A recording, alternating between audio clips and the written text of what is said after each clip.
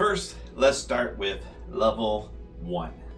So level 1, this is gonna be the worst level, or level 7 is the best, but this is like level 1 is your unplayable heroes. These are heroes that you're not going to be playing in any sort of competitive form. The only place that these heroes can do well at is UPF, Ultimate Pitfire, the multiplayer format.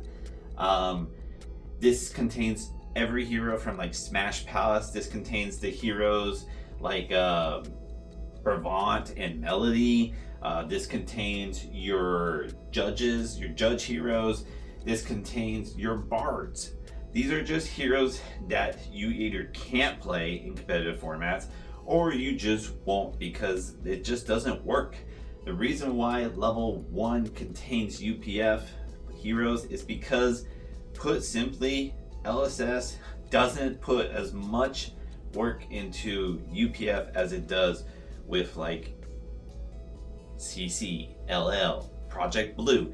These are 1v1 formats that the game excels on in competitiveness.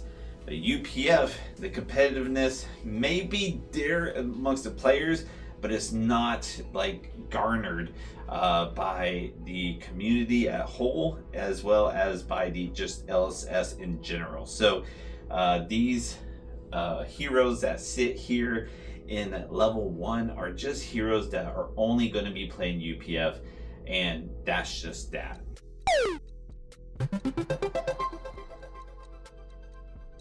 Level 2 is where we start getting playable heroes. Level 2 is where we can start working with some of these heroes, but we're extremely handicapped. We are not going to be having easy wins. We're gonna have to work for every win. We're gonna have to get a little lucky even.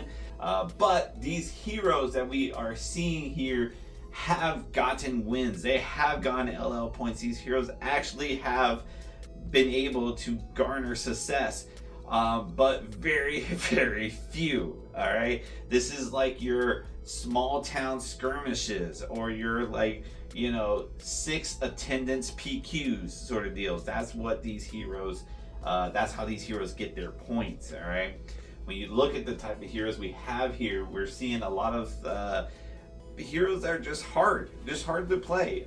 Cavdane is like the pinnacle, or like the poster child of this tier. Yeah, it technically works, but the card pool and the hero ability really isn't helping you all that much. Scurv is a new addition. Yeah, Pirate's card pool is really not terrible, but his hero ability is not an easy hero ability to make work. Scurv works with the macro of Treasure Island, and that doesn't exist. And so therefore, Scurv is very hard to make work in a blitz format. Maybe a few noticeables that you might have seen here is we have some CC heroes here. We have Arachne Huntsman and Olympia. All right, so we're starting to see our first hints of adult heroes, and these heroes are just really not working right now. Generally speaking, like these heroes, their abilities just don't give them any sort of leverage in the games. It doesn't really help them. They have a class that can give them access to a lot more, but are often outclassed by other heroes in that same class. So like Arachne Huntsman is a very hard sell when you have Slip Through the Cracks, when you have Marionette, even when you have Azuri. These are all much more playable assassins that have seen much more success than Huntsman or themselves. Olympia, kind of the same way, right? We're not really seeing enough from Olympia's ability to have such a payoff to make him special in any sort of way. Yeah, you can, recycle the armor, but it's just falling short right now. So, these heroes can eventually move out and progress forward within the levels, but as it sits at this level, that's just where they're at. One hero that actually moved from level 1 to this level is Professor Teklovasin, where it's definitely much better as a UPF hero, but has seen success, so can be played in a blitz setting. So that has existed, but that's been really kind of the only example. From here on out, we are going to see a lot more CC heroes though. But one more hero I want to talk about that's in this level is the Emperor. The Emperor's in this level because of recent bannings. As I'm filming this, Storm Striders is not legal in Blitz, and therefore the Emperor went all the way from level 4 to level 2, because now the Emperor is just lacking in a lot of ways. So that's where we see the Emperor right now, and that's kind of an example of how you can move up and down from these levels based on what cards get printed and what cards get taken away. Enough of level 1 and 2, the just barely playable heroes. Level 3 is your basis heroes. Like, this is like where you want to start, right? When you're like talking about making good heroes, like this is where we want to start. All right, we have our original heroes with like Reinar and Dorinthia and Bravo. These are heroes that we have grown up with in Flesh and Blood for us old heads, and then maybe some new players have looked at it and like, oh yeah, Flesh and Blood's really grown a long way. And that's kind of the point of level 3, is that these heroes are just a little outdated. There's better heroes of the same class, and in some cases the same hero. Especially like when we talk about like Dash IO versus Dash IE, so these heroes aren't bad heroes by any means. This is where level 3 is where we're getting to be playable. Level 3 is where we can have heroes that we can find success with. All right, level 3 is where we have heroes that people will main. All right, in order to main a hero, you have to love that hero. All right, and that hero, the way that you love a hero is to find success with that hero. Work hard to find success with that hero, and that's what this level provides. These are the heroes that people are going to main, and yeah, maybe these same people will admit, yeah, my hero's not the best, but I still like it. That's fine, because you can still win with these heroes. That's the whole point of level 3. These are playable heroes. Maybe they're not the best, and in many cases they're outdated, but they're still playable. You can still find success. All right, great prime example of this is Bravo. Bravo has a cool ability to give dominate. He has a lot of Guardian Crush cards that have effects, and they like work together perfectly. Except every class has armor now, and is dressed to the nines in it, and then there's more D-Reacts than ever that, such a powerful ability like dominate is a little obsolete now. It's so easy to get over dominate. Before you had to get an unmovable to work with you. Now you just need a sink below and a chest piece and you're fine. So it doesn't hit as hard as it once did, and that's kind of the point of this level, is that these heroes aren't as good as maybe some of their other heroes. Like Victor. Victor's a better Guardian right now, and that's because Victor doesn't rely on the dominate ability or the crush ability to make it work. He just needs to win his clashes. Okay, let's talk about some of the heroes that might have you scratching your head here. Let's talk about Fi, Uzuri, and the big one, Iroh. Okay, all of these heroes at some point has had great success. These are world champion heroes. Why are they level 3? Do they not deserve to be at higher level? Maybe. This is all opinionated, but the truth is that these heroes, their ability isn't warping a format, isn't making a deck more playable. Like, their abilities are just kind of okay. They're okay. They're not bad. They're not good. They're okay, right? The good pilots can make these heroes better, but the skill expression to make these heroes great isn't even that high either. So these heroes, despite having success, are a little outdated from other heroes that we've seen. For example, if Zen existed, would Ira be, played right now? I don't think so. Uzuri did very well until Slippy and Mario entered the format, and now she's here. Fi, we know how Fi is. Fi got hit pretty hard with bannings and has stayed at this level ever since. So these heroes, can, come and go, but ultimately when you have, better heroes of the same class, or when you have your ability not be such an impact on the meta, then this tends to be the level that a hero will stay. Now, heroes have gone up from this level, or up to this level, I should say. And I'm putting Teklovoss in here. I think Teklovoss isn't doing very well, but I think his overall ability makes him okay.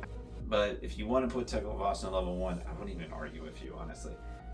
Finally, I want to talk about Dash.io. Dash.io has hit Living Legend, so it may look weird to have her at level 3, but again, she didn't explode to Living Legend. She didn't, just dominate a meta at any point, really. She gradually got to Living Legend, and now she's at Living Legend, and she's still not, exploding. I mean, it's just Dash.ie, right? This is just the OG Dash, and this is where she stays. Her abilities, it's okay, and her hero is okay. And that's all there really is to it with Dash. So now let's get into where we are going to start seeing more top 8s. We're going to start seeing more success, and we're going to get into a lot more familiar names. This is the Dark Horse level. What I mean by that is that these heroes that we are seeing here, these heroes are heroes that will make you scared. These heroes are heroes that will warp a meta. These heroes are heroes you don't want to see in your top 8. So, how does a hero obtain level 4 status? How does one become a dark horse? How does one become feared? Really what it is explosiveness. A lot of these heroes that we're seeing here has explosiveness, all right? These heroes, if left unchecked, will dominate a meta, and have, all right? We all know Kano. Kano's by far the poster child of this level 4 here. If AB is down, if not a lot of people are running Arcane Barrier, he's gonna win, plain and simple. If he gets hot, he's gonna win, plain and simple. However, what we've seen from Kano time and time again, the reason why he is not at a higher level than level 4 is Kano will lose to himself. Game over. He will get an Eye of Ophidia on top. He will need you to have a red in hand, but you had a blue, so you had enough AB for it all. He will just draw an all potions hand or something. There's just so many ways that Kano can just lose to himself, and that makes it a less consistent deck than the decks that we will see at level 5 and level 6. Kano is very powerful, he's very explosive, but he does lack consistency because he does have the ability to lose to himself. We see this with Lavaya. We see this with Vincent.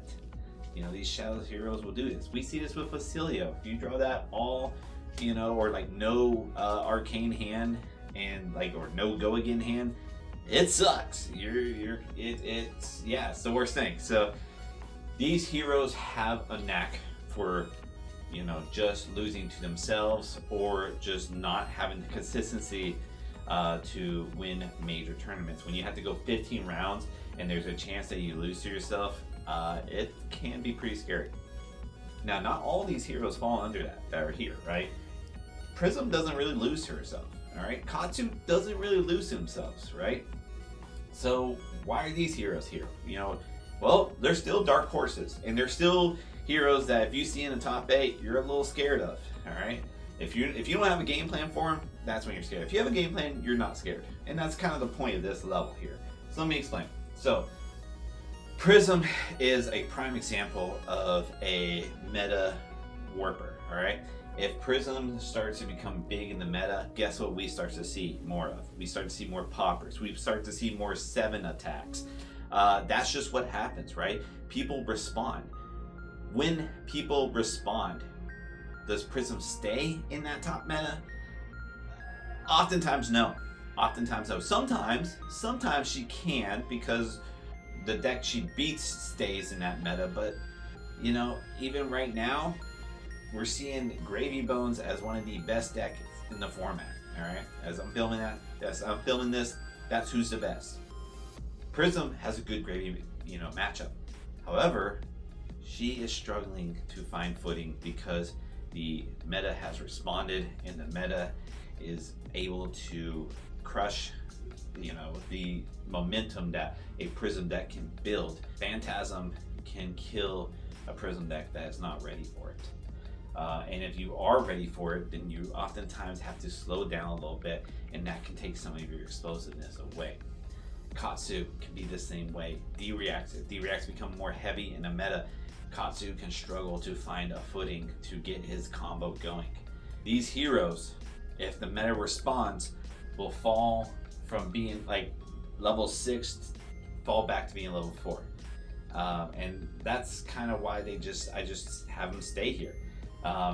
Until we get to where these heroes become either more consistent or can respond and do well even when the meta responds to them, then these heroes kind of just sit here at level 4. So that's really all there is to it. I guess I'll explain Victor a little bit here. Victor kind of needs class just to make himself work. If you play Victor, so it kind of is like the old Kano and like a Celio type thing. Good set. So that's level 4. This is the Dark Horse level. These are very good heroes. These are the heroes that you will have people main because these heroes do let you win.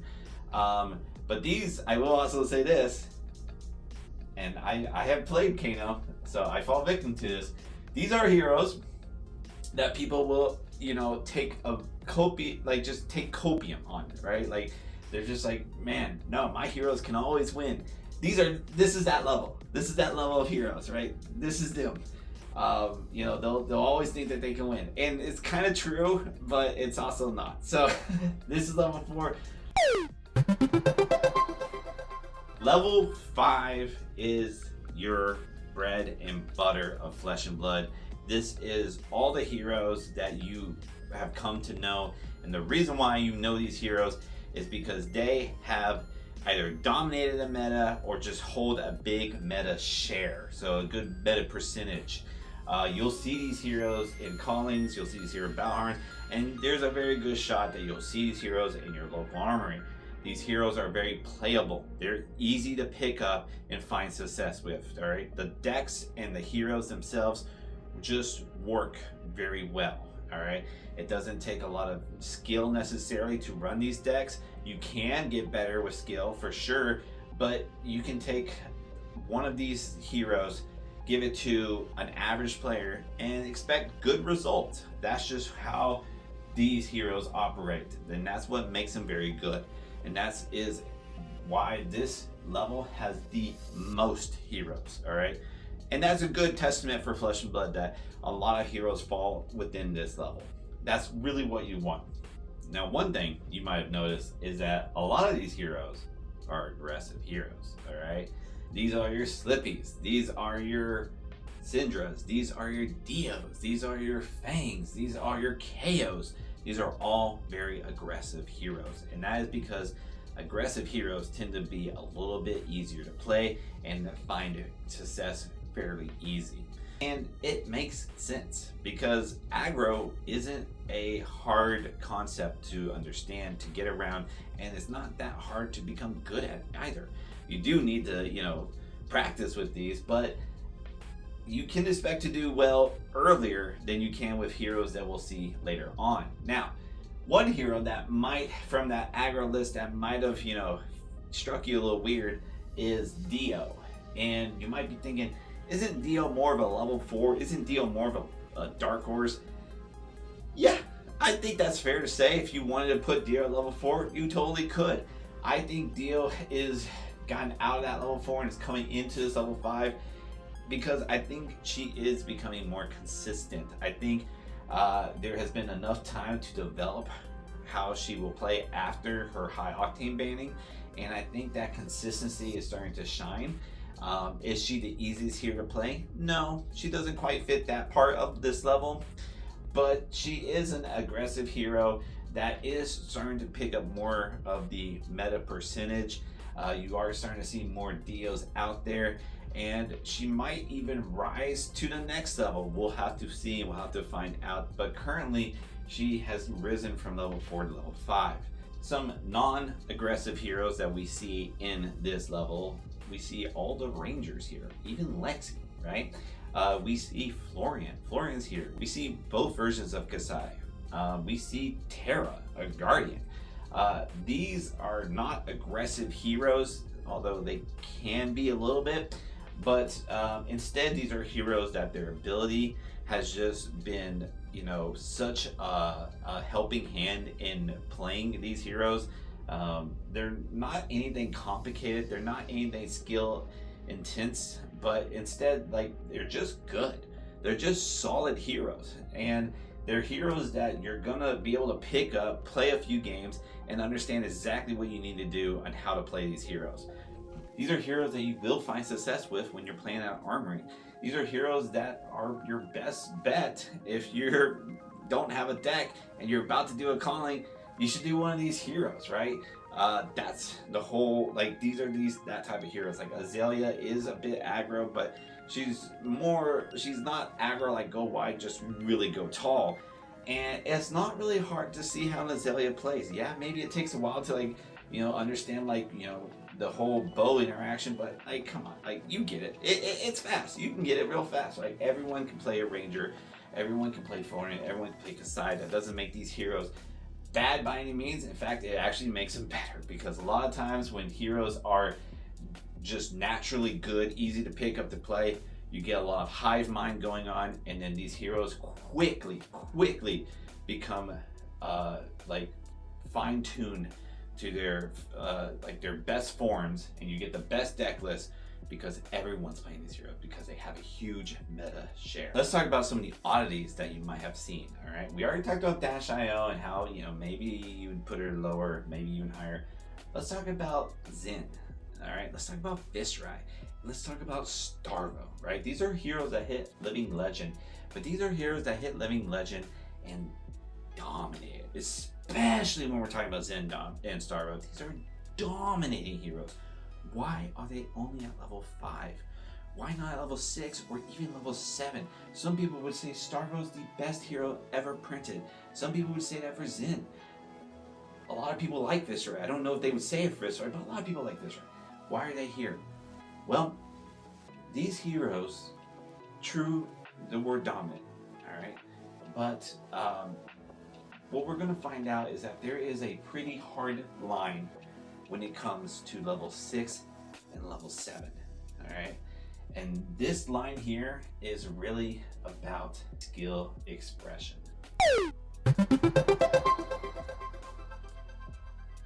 So we're here at level 6, all right? And what I talked about was skill expression, okay? Let's talk about what that means. So let's take your average player, all right? And if you give your average player a Syndra deck, all right? Syndra's being at level 5, right? If you give your average player a Syndra deck, and then they play it, they start here, right? Let's give them 2 months, all right? They continue to play it, they get better at the deck, they get better at the craft, they understand the deck, they're understanding the meta, they understand the matchups. Their skill level raises from here where they start to here, okay? That's good. That will get you a top 8 at a calling even, all right? That's what you expect to see, right? That's what we get. All right, so let's talk about Verdance, okay? She's one of the few heroes that are still in this meta that is in this level. So verdants, we're gonna do the same thing. We're gonna get our average player, we're gonna give them verdants, and they're gonna start here. All right. First 2 weeks, they might even go down here, right? Because verdants is not an easy deck. It doesn't always make the most sense. Wizards is a little bit complicated. I will admit, she's probably the simplest wizard, but still, it does require some learning, right? So then, give them a few more weeks. They're back here. They're growing. They're growing. They're growing. Give them the same 2 months, and they're up here. All right. They're at a much higher than where the Syndra was. It was like here, right? They're all the way up here. That is because of skill expression. All right. You'll notice that a lot of these heroes that we see in this level are heroes that you expect to see top level players playing. All right. Michael Hamilton, Michael Fang, all right, Pablo Pintor, Brody Spurlock. Just name a good player, and they have played these heroes or still play these heroes, right? These heroes are played by good players because they're good. They have to be good to get all the way up here to level 6, right? You have to be good to just even get to level 3, but you have to be like good to get to level 5. So they're good, and they allow for skill expression, which means that these pros who are just good players, they're not your average players, they're good players, right? These are really good players. These pros are attracted by these heroes because it allows these pros to show their skill, to show their practice, to show their hard work, to show their mentality and their thought processes.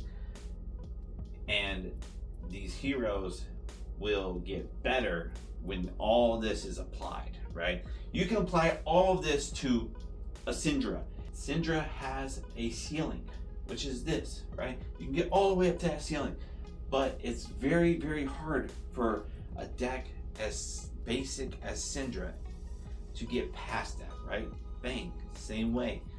All these heroes that you see at level 5, the reason why they're not level 6 is because there's a ceiling that they just don't get past.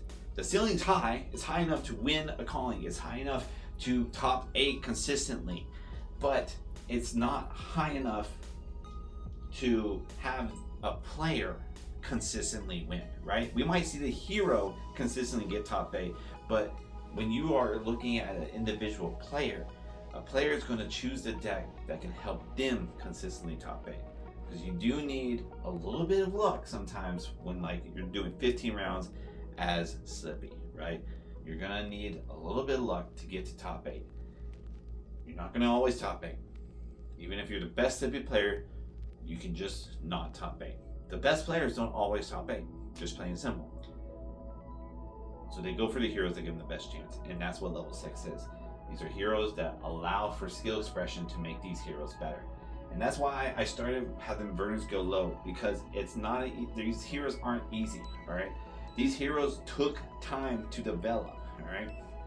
That's what we see when we look at these heroes. We see the news, enigmas. Illusionist really lives here. I hate illusionist as a class, but it's true that illusionist is a class that gets better the more time and practice and skill that you put into this hero. So illusions are here, all right? We see Oldham and Jarl here. Jarl might be a head scratcher. Why was Jarl here? Jarl hasn't even been good yet. Why is he even close to level 6? He should be at level 3 maybe. That's because it took Oldham a while to become good. But once Oldham was good, Oldham stayed good, all right? That's another thing about this level, is that these heroes, because of how skill intensive they are and how skill expressive they are, these heroes tend to, when they have success, stay in that success. They don't tend to get banned out of it, all right? If they got banned out of it, they would probably be at level 4, to be honest with you. These heroes tend to stay dominant or stay in the presence of the format. So when Oldham got to that point, he stayed there. And yeah, maybe I think Jarl is going to do that as well. He hasn't yet, but I do believe he will. If you don't agree with that, I can't even argue with you. He hasn't done it, so that's fair. Put you're all back to like level 4 even, level 3 even. But I think you're always going to find a footing and never let go. You can see Briar here. Briar might be a little bit of head scratcher. Why the hell is Briar here? But Zen was over here. What the hell is going on? Truth be told, Briar has a lot of decision points. You know, Zen has some decision points, and there really might be some argument that Zen should be at level 6, and I could hear that out.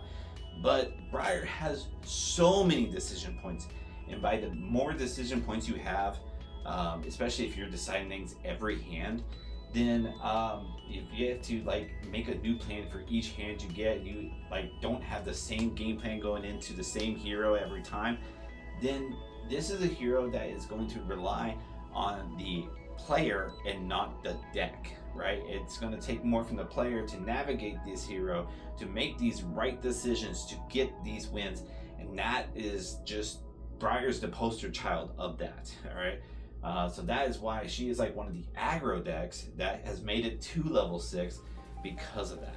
Again, Zen has an argument for it, I will admit to that. Now there is one more level, all right, and this level is, you know, a level that once you ascend to this level, you never leave. All right, you could get all the way up to level 6 and fall.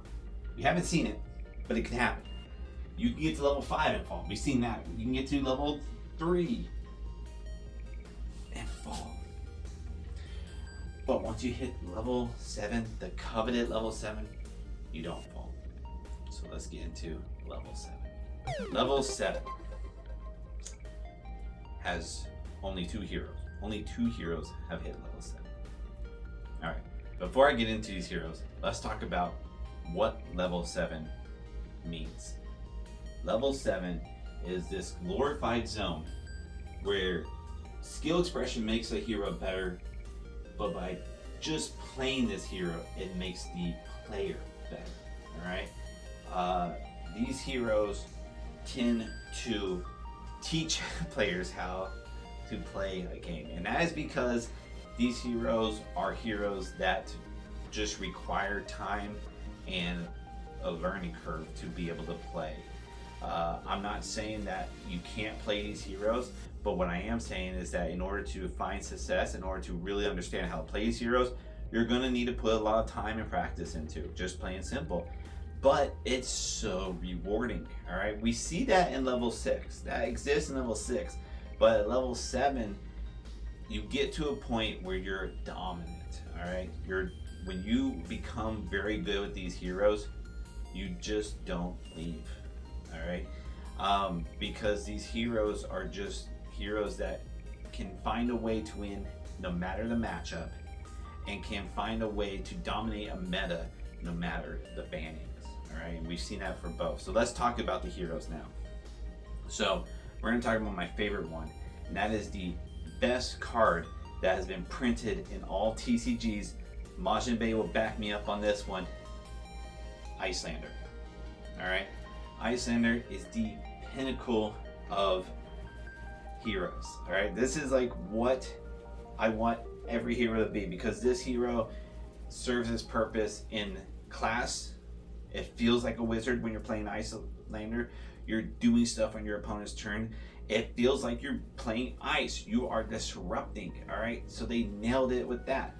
They nailed it with her ability and like putting her at less health, because her ability is good and we do have to diminish it. So it makes it a challenge for the player to navigate with this hero. All right, this hero has a card pool of cards that work very well, but has to be like a puzzle where you piece them together in order to find the completed deck. It's not an easy hero to build, it's not an easy hero to play, but it is a very rewarding hero. It is a hero that once you become good on this hero, you are just going to become a better card player. And once you become good on this hero, you are going to find a ton of success. And that is what we've seen with Iyslander. We've seen that in CC, we have seen that in LL, and we have seen that even in Commoner. She has dominated multiple formats, and that is what you expect out of a hero in level 7. Now, let's talk about the other hero that I hate, that I have PTSD from because I'm an older player. That is Prism, Sculptor of Arc Light. Now, despite my hatred towards this hero, I definitely understand why this hero is at level 7 and why it makes so much sense. This hero has found a way to beat aggro. This hero has found a way to beat control, and this hero has found a way to beat combo. This hero molded into the deck for the meta. This hero has been able to adapt. This hero has been able to dominate and keep an ever presence on the meta. Doesn't matter. There's more poppers. Doesn't matter. All right, this isn't a black horse hero. This is a hero that has found her place and stayed there. So Prism has all these things. She has no true bad matchup. She does have harder matchups, but she has no true bad matchup. All right. At the same time, she doesn't really have a true good matchup, except for Guardians and Icelander. But that's kind of the appeal of her too, is that because there's not like a totally great matchup, there has to be a lot of work to be put in to win with this hero. But once you do put in that work, once you do get that understanding of how she plays and how to play her, you are rewarded with consistently good plays, and you are rewarded on being able to win your bad matchups. You know, both these heroes have the ability to make you a better player, and once you are able to understand how to play these heroes, you oftentimes feel that way. You oftentimes feel like it's the player versus the player and not so much the deck versus the deck. And that's a good thing. I think that's the best thing about Flesh and Blood. I think that's what has attracted me the most, is that the skill expression of Flesh and Blood is more prominent because there's less luck-based things and more just it relies on the players of making good decisions. And that is what these heroes excel at and thrive with. So that is what level 7 is. I hope we get more heroes here. I hope some existing heroes come over here because this is, you know, whether I hate the hero or I love the hero, this is the pinnacle of Flesh and Blood. So there it is, the levels of Flesh and Blood 1 through 7. I'm sure that there's some disagreements. I'm sure that you have some altering opinions. Let me know. I'll read it. You know, I'm interested. And yeah, I hope you enjoy this video format the way I have. And thanks for watching, guys. Keep on fabbing.